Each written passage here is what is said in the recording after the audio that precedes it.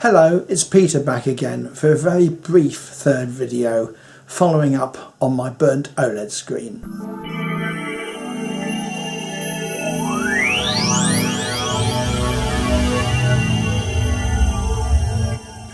If you followed my other two videos, you'll know that after buying an LG OLED TV, 2 years from its purchase date, the red screen was really quite badly burnt.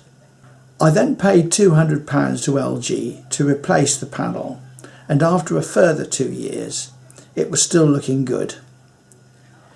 We're now 3 years on, so the television itself is 5 years old, the replacement panel is 3 years, and this very short video is to show you what it looks like now. And here it is, 3 years after the panel was replaced, and by comparison last year and again this year, and for comparison purposes the original burnt panel.